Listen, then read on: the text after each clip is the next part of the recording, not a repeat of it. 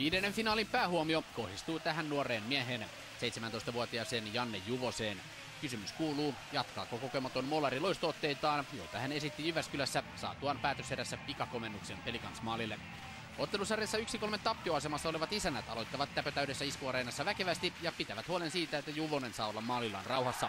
Pelicansin alkuminuuttien halli 22, kun Joonas Järvinen yllättää Jyp-vahti Riku Heleniuksen yllättävän helposti.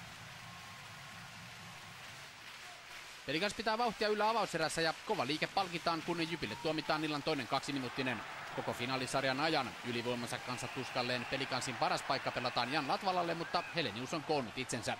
Jatkotilanteessa Arttu Luttinen käy vielä vähän psyykkaamassa Jyp-vahtia, mutta huomaa pian, että makuupaikkahan se siitä seuraa.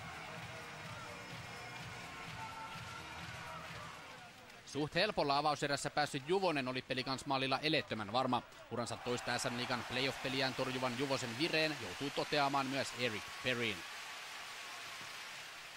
7 kertaa erässä kiekon tielle ehtinyt Juvonen ei hätkähtänyt edes tästä Jyp-tilanteesta, jossa Tuomas Pilman taklattiin Pelicans-vahdin päälle. Vaikka vieraat tuulettivatkin tilanteen jälkeen, maali oli jo siirretty paikoiltaan.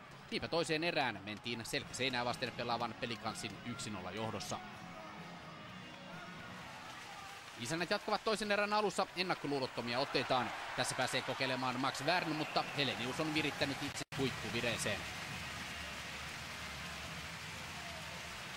Ja heti seuraavassa vaihdossa Jyp rankaisee vastahyökkäyksestä. Edellisen ottelun jatkoaikasankari Harri Pesonen ampaisee Perinin syötöstä läpiajoon ja ampuu kiekon. Verkkoa heiluttava Mikko Viitanen lähettää toisessa päässä tulisen lämärin kohti Pelicans-maalia, mutta Juvonen näyttää jälleen kerran, että lahtilaisten maalivahtivalmentajan Pasi Nurmisen opit ovat menneet hyvin perille.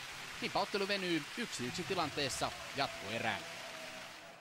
Pelicans joutuu tulla jatkoerän alun toimeen ilman Hodgmania, joka sanaili itselleen käytöskympin varsinaisen peliajan lopulla. Lahtilaiset pääsevät kuitenkin heti kärkeen ylivoimalle, kun Harri Pesonen joutuu boksiin korkeasta mailasta. Kapteeni Luttinen haluaa nopean ratkaisun, mutta Helenius estää. Heti perään Jyp pääsee alivoimalla vastahyökkäykseen, mutta vielä ei Suomen mestaruus ratkea. Hetkeä myöhemmin Jyp jauhaa puolestaan ylivoimaa ja Jani Tuppurainen on nousta ottelun suureksi sankariksi, mutta pudotuspelien pistepörssin kärkisiä ja Suomen mestaruus jää tässä vaiheessa vielä parin sentin päähän. Kiihkeän ja hyvätasoisen finaalisarjan sankariksi nousee lopulta Eric Perrin, joka räjäyttää 7 bussilastillisen voimin Lahteen matkanneen Jypin fanilauman riemuun ajassa 66-58. Jyp voittaa pelin 2-1 ja koko ottelusarjan voittoin 4-1.